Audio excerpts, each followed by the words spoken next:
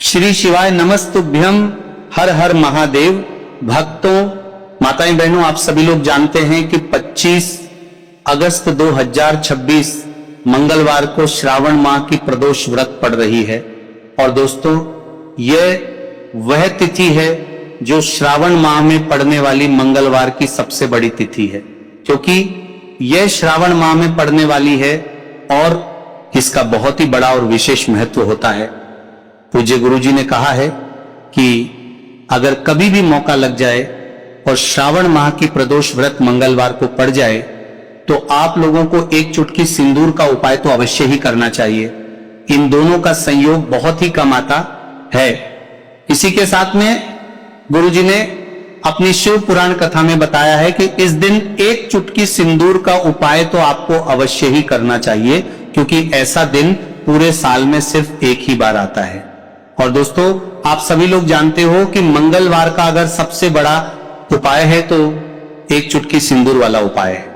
तो दोस्तों, इस मंगलवार प्रदोष व्रत के दिन आप लोगों को एक चुटकी सिंदूर वाला उपाय को जरूर करना चाहिए। बहुत सारे लोग होंगे जिन लोगों ने इस उपाय को ना किया हो, मतलब पूरा साल निकल गया, उन्होंने किसी भी दिन इस एक चुटकी सिंदूर वाला उपाय को ना किया हो। पर दोस्तों, आपके पास एक आखिरी मौका बचा हुआ है, जो कि 25 अगस्त मंगलवार के दिन है।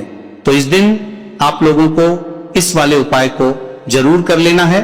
भले ही आपने पूरे महीने भर इस उपाय को ना किया हो, पर अगर आपने श्रावण माह के प्रदोष व्रत मंगलवार के दिन अगर इस वाले उपाय को कर लिया तो आपको इस उपाय को करने का वह फल मिलेगा जिसकी आपने कभी कल्पना भी नहीं करी होगी।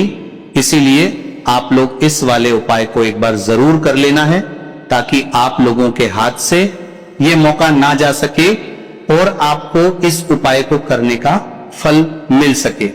दोस्तों, यह उपाय पंडित जी ने अपनी अभी ही शिव महापुराण की कथा में बताया है, जिस उपाय को आज हम आपको बहुत अच्छे से समझाने वाले हैं। इस वीडियो को देखने के बाद इस उपाय को समझने के लिए आपको कोई और वीडियो को देखने की जरूरत नहीं पड़ेगी। तो चलिए दोस्तों, उपाय को शुरू करते हैं।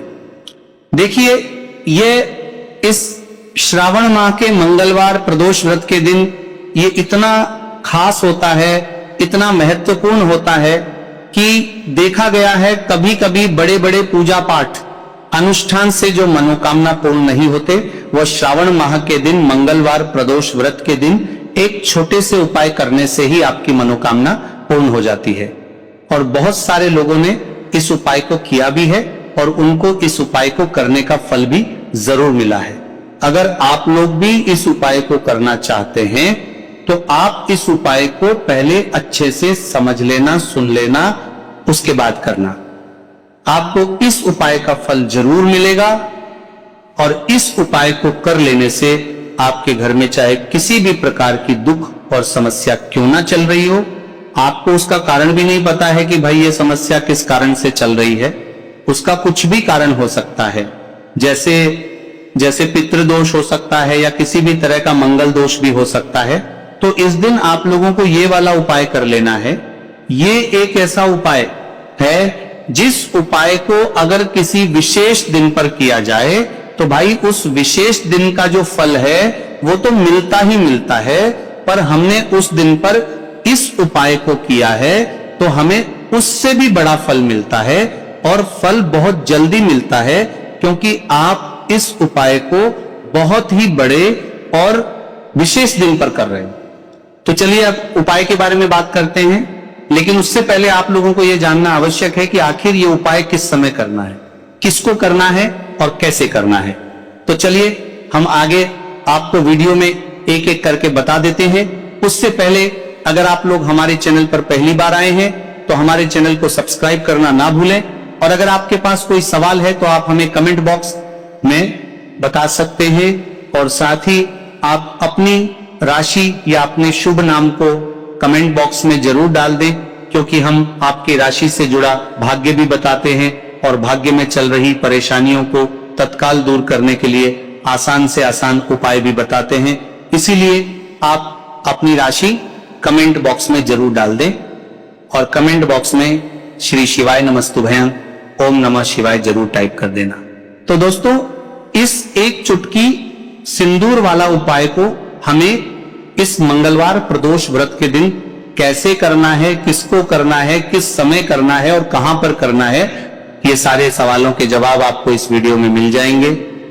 और जो ये वीडियो देखेगा भाई, उसको एक चुटकी सिंदूर वाला उपाय जरूर करना चाहिए, क्योंकि इस दिन पर एक चुटकी सिंदूर का बहुत ही बड़ा और विशेष महत्व होता है। और जब बात आ जाए एक चुटकी सिंदूर की, तो ये सोने पर सुहागा वाली बात हो जाती है और ये एक बहुत ही बड़ा उपाय हो जाता है इस मंगलवार प्रदोष व्रत का। तो अब दोस्तों, इस एक चुटकी सिंदूर वाला उपाय को आखिर करना किसको है, सबसे पहले हम लोग वो बात जान लेते हैं। तो देखो, घर की जो बड़ी बड़ी माताएं बहनें होती हैं, उन माताओं बहनों में से कोई भी एक बड़ी माता बहन इस वाले उपाय को कर सकती है। और दोस्तों, अगर आप चाहे तो अपने घर में से सभी सदस्यों को भी इस उपाय को करवा सकते हैं। अगर किसी व्यक्ति की खुद की कोई मनोकामना है, खुद की कोई दुख और परेशानी है जो कि वो अपने लिए करना चाहता है इस वाले उपाय को, तो वो खुद अपने लिए भी कर सकता है। बाकी अगर कोई घर में से ऐसा है जो कि अपने पूरे घर परिवार की सुख और शांति के लिए ये वाला उपाय करना चाहता है, तो भाई वो भी कर सकता है, उसमें भी कोई दिक्कत वाली बात नहीं है। कहने का मतलब ये है कि इस उपाय को हर सदस्य भी कर सकता है और पूरे घर परिवार के सदस्य के लिए घर की बड़ी माताओं बहनों में से कोई एक माता बहन भी कर सकती है। माताएं बहनें अगर घर में उपस्थित ना हो या ये वाला उपाय ना कर पा रही हो, तो फिर घर का कोई बड़ा सदस्य भी इस एक चुटकी सिंदूर वाला उपाय को कर सकता है, चाहे फिर वो पुरुष ही क्यों ना हो, उसमें कोई भी दिक्कत वाली बात नहीं है। अब दोस्तों, जो अगला प्रश्न निकल कर आता है वो ये आता है इसको लेकर कि आखिर इस उपाय को हमें किस समय करना है, सुबह के समय करना है कि शाम के समय करना है। तो देखो, इस वाले उपाय को आप लोग सुबह के समय भी कर सकते हो और शाम के समय प्रदोष काल में भी कर सकते हो। अब अगर आप पूछो कि भाई सबसे उत्तम समय कौन सा रहेगा इस एक चुटकी सिंदूर वाला उपाय को करने का, तो हम आपसे बस यही कहेंगे कि इस उपाय को आप सुबह के समय करेंगे तो ज्यादा बेहतर होगा। बाकी अगर प्रदोष काल के समय भी करेंगे तो भी अच्छा होगा, उसमें कोई भी दिक्कत वाली बात नहीं है। तो अब दोस्तों, जो अगली सबसे बड़ी और महत्वपूर्ण बात आती है वो ये आती है कि सुबह अगर हम उपाय को करेंगे तो हमें कितने बजे से लेकर कितने बजे तक के बीच में करना है, और शाम के समय प्रदोष काल में करेंगे तो हमें कितने बजे से लेकर कितने बजे तक के बीच में करना है। तो देखो, सुबह जितनी जल्दी हो सके आप उपाय को करने की कोशिश करना। बाकी अगर कारणवश लेट भी हो जाओ, थोड़ी देर भी हो जाए, तो 10 या 11:00 बजे तक भी आप उपाय कर लेना, पर 12:00 बजे से ज्यादा देरी ना हो। ठीक है, इस बात का ध्यान रखना। उसके बाद में दोस्तों, अगर शाम के समय प्रदोष काल की बात करें, प्रदोष काल का जो समय है होता है वह शाम के 6:00 बजे से शुरू हो जाता है। मतलब शाम के 6:00 बजे से लेकर शाम के 6:00 बजे से रात के 8:00 बजे के बीच का जो समय होता है, यह समय प्रदोष काल का समय होता है। तो इस उपाय को 7 या 8:00 बजे के बीच में भी कर सकते हो। मतलब आप कभी भी इस वाले उपाय को कर सकते हो, उसमें कोई भी दिक्कत वाली बात नहीं है। तो श्रावण मास का महीना ही है जो आपको धन दौलत पुण्य दोनों ही देने वाला है। श्रावण मास के महीने में तुलसी का पूजन करके, श्री हरि विष्णु से जुड़े हुए कुछ उपाय करके आप अपने जीवन की निर्धनता, धन से जुड़ी समस्याएं, कर्जे से जुड़ी समस्याओं को हमेशा के लिए दूर कर सकते हैं। भगवान विष्णु को तुलसी अति प्रिय है, इसलिए उनकी पूजा में भी विशेष रूप से हम तुलसी का उपयोग करते हैं। और बिना तुलसी दल के, बिना तुलसी मैया के श्री हरि विष्णु की पूजा और उनका भोग दोनों ही अधूरे होते हैं। इसीलिए आषाढ़ मास के महीने में ऐसा उपाय आपको बताने वाले हैं जिसे करने से श्री हरि विष्णु की असीम कृपा आपको मिलेगी और मां तुलसी से ऐसा आशीर्वाद मिलेगा। जीवन का हर दुख, हर कष्ट, गरीबी, निर्धनता, कर्जे से जुड़ी समस्याएं, सब कुछ ही आपके जीवन से दूर हो जाएगा और सुख, समृद्धि, धन, वैभव, ऐश्वर्य सब कुछ आपको अपने जीवन में आसानी से मिलने लगेगा। देखो, गुरुजी ने कहा है कि मंगलवार के दिन आपको एक चुटकी सिंदूर वाला उपाय तो अवश्य ही करना चाहिए। वीडियो के अंतिम में आपको उपाय बताया है, आपको करना है। देखो, आगे बढ़ने से पहले वीडियो को एक लाइक जरूर करें। देखो, सबसे पहला उपाय, यदि आपके जीवन में कर्जा बहुत अधिक है, आपके जीवन में संकट बहुत अधिक रहते हैं, आपके ऊपर बहुत अधिक विपदा आ रही है, बार बार आपको अपने व्यापार में और अपने धन में हानि देखने को मिल रही है, यानी कि आपको प्रत्येक कार्य में हानि हो रही है, तो आपको यह उपाय करना चाहिए। इस उपाय को करने के लिए आपको एक चीज की आवश्यकता होगी। सबसे पहले है, आप जानते हो, जो कि भगवान हनुमान जी को समर्पित होती है, तो आपको वह सिंदूर की आवश्यकता होगी।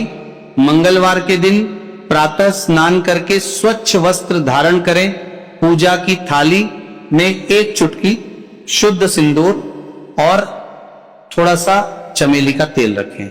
हनुमान जी के मंदिर या घर के मंदिर में दीपक जलाकर चमेली के तेल में सिंदूर मिलाकर श्रद्धा पूर्वक हनुमान जी के चरणों में अर्पित करें। इसके बाद कम से कम एक बार हनुमान चालीसा का पाठ करें और एक हनुमते नमः मंत्र की 108 बार या अपनी श्रद्धा अनुसार जप करें।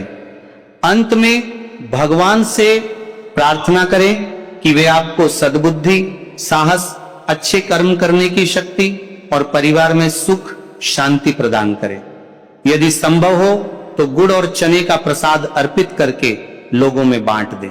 तो भक्तों, आज का ये छोटा सा उपाय पूरी श्रद्धा, विश्वास और भगवान के स्मरण के साथ अवश्य करें। याद रखिए, किसी भी उपाय का सबसे बड़ा आधार सच्ची भक्ति, अच्छे कर्म और सकारात्मक भावना होती है। अब भक्तों, दूसरे उपाय के बारे में बात करते हैं। तो देखिए, सबसे पहले बात कर लेते हैं कि जो माँ तुलसी है, इनके बिना श्री हरि विष्णु का पूजन और श्री हरि विष्णु का भोग दोनों ही अधूरे हैं। जब भी हम श्री हरि विष्णु को भोग कराते हैं, उनको भोग लगाते हैं, उसमें हम तुलसी दल जरूर डालते हैं।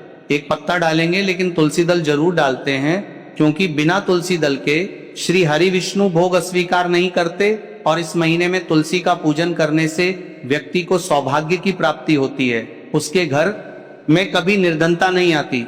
आप देखिए, सबसे पहले तो आपको इस महीने में एक हरा भरा तुलसी का पौधा अपने घर में जरूर लगाना चाहिए। अगर पहले से आपके घर में तुलसी का हरा भरा पौधा है तो बहुत उत्तम है।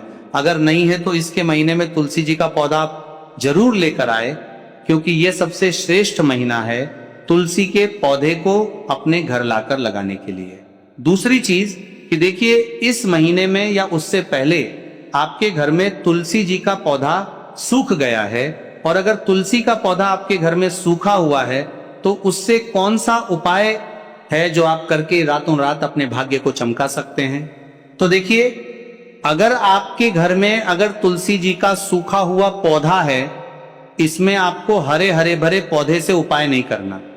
आपके घर में तुलसी जी का अगर सूखा हुआ पौधा है, उसी से आप उपाय करेंगे, इस चीज का ध्यान रखें। तो देखिए, अगर तुलसी जी का पौधा सूख गया है तो आपको क्या करना है, उसकी छोटी छोटी ठानियां लेनी है, गिन करके 7 ठानियां, ठीक है ना। कितनी ठानियां लेंगे? 7 ठानियां लेंगे। थोड़ा सा मोहल्ली धागा आपको लेना है और 7 तुलसी की सूखी लकड़ी को एक के अंदर एक यानी गट्ठा टाइप का बनाना है और उसको बांध देना है, ठीक है ना। सारी तुलसी की लकड़ियों आपको इकट्ठा करना है और मौली धागे से बांध देना है। बांध देंगे कलावा लपेट कर। अब आपको क्या करना है, रोली का तिलक इस तुलसी की सूखी लकड़ी पर आपको करना है। रोली का तिलक करेंगे। अगर चंदन है तो थोड़ा सा चंदन लगा दीजिए। अभी ये तुलसी की जो सूखी लकड़ी है, ये आपको थोड़ी देर अपने घर के मंदिर में रखनी है, श्री हरि विष्णु के सामने। और एक देसी घी का दीपक आपको श्री हरि विष्णु के सामने लगाना है। दीपक गोल बाती का लगाएंगे और उसमें एक चुटकी पिसी हुई हल्दी डाल देंगे, ठीक है ना। श्री हरि विष्णु को हल्दी बहुत प्रिय है। दीपक लगा देंगे। थोड़ी देर बाद जो तुलसी की लकड़ियां हैं उनको ऐसे ही रखा रहने देंगे, तिलक कर देंगे। अब थोड़ी देर बाद आपको क्या करना है, तुलसी की वो जो सूखी लकड़ियां आपने बांधी थी कलावे से, मोली धागे से, अब आपको उन्हें उठाना है। एक छोटे से लाल कपड़े में आप इसको रख लीजिए, ठीक है ना, लाल कपड़े में रख लीजिए, पीला कपड़ा हो तो पीले कपड़े में रख लीजिए। रखने के बाद आपको क्या करना है, इसकी पोटली टाइप की बना देनी है, धागे से लपेटकर, मौली धागे से ही पोटली बना लीजिए, आराम से बन जाती है। अब इस पोटली को आपको कहां रखना है, इसे आपको अपने घर के मुख्य द्वार पे टांगना है, ठीक है ना, अंदर की तरफ, बाहर की तरफ नहीं, अंदर की तरफ, मुख्य द्वार पर अंदर की तरफ टांग दीजिए। और मां लक्ष्मी का ध्यान करिए, श्री हरि विष्णु का ध्यान करिए, उनसे प्रार्थना करिए कि हे धन की देवी मां लक्ष्मी, आप मेरे घर में पधारिए और अपनी कृपा मुझ पर बरसाइए। इस तरह से आपको प्रार्थना करनी है और मंत्र बोलना है। ओम नमो भगवते वासुदेवाय नमः 11 बार यह मंत्र बोलना है। एक दीपक आपको जिस दिन भी उपाय कर रहे हैं अपने घर के मुख्य द्वार पर प्रज्वलित करना है। चौमुखी दीपक यानी 4 बाती का दीपक लगाएंगे और थोड़ी सी हल्दी उस दीपक में भी डाल देंगे। मुख्य द्वार पर दीपक बाहर की तरफ लगाना है, सीधे हाथ पर, ठीक है ना। ये उपाय आप करिए और देखिए कि कैसे आप महाकरोड़पति बनते हैं, कैसे आपके पास पैसा आता है और कैसे आपके पास पैसा रुकता है। तो ये वही उपाय है जो रातों रात आपके भाग्य को चमकाएगा और आपको महाधनी बनाएगा। छोटा सा उपाय आपको महाकरोड़पति बनाएगा अगर सच्ची श्रद्धा से आपने इस उपाय को कर लिया। साथ ही साथ इस महीने में अगर कोई जूते का दान कर देता है, जूते चप्पलों का कोई दान कर दे इस माह में, तो समझ लीजिए उसे हर वह वस्तु मिलती है जिसकी वह कल्पना करता है, जिसकी वह चाहता है। आपने अगर कुछ ऐसा सोचा है कि हाँ मुझे ये वस्तु या मुझे ये चीज मिल जाए, मेरी इच्छा पूरी हो जाए, आपकी कोई भी इच्छा अधूरी है, पूरी नहीं हो रही, तो इस माह में आप एक व्यक्ति को दान करें, जूते या चप्पल। फिर देखिए कि आपका भाग्य कैसे आपका साथ देता है और कैसे आप अपने जीवन में आगे बढ़ते चले जाते हैं।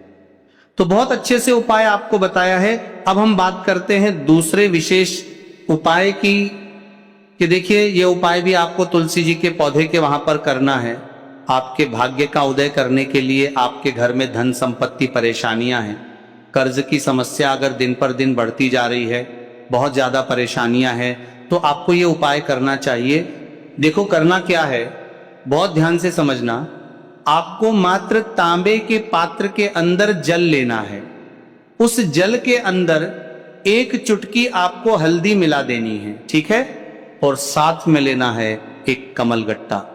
अगर आपको ऐसा लगता है कि आपके जीवन में अष्टलक्ष्मी का वास नहीं है, भाग्य का साथ आपको नहीं मिल पा रहा है, तो आप ये उपाय बुधवार के दिन कर सकते हैं, अमावस्या के दिन भी कर सकते हैं, ठीक है, दोनों दिन आप ये उपाय कर सकते हैं। अगर आपको ये जानकारी अच्छी लगी हो तो वीडियो को लाइक करें, अपने परिवार और मित्रों के साथ जरूर साझा करें ताकि वे भी इस धार्मिक जानकारी का लाभ ले सकें। कमेंट में जय श्री हनुमान या हर हर महादेव अवश्य लिखें।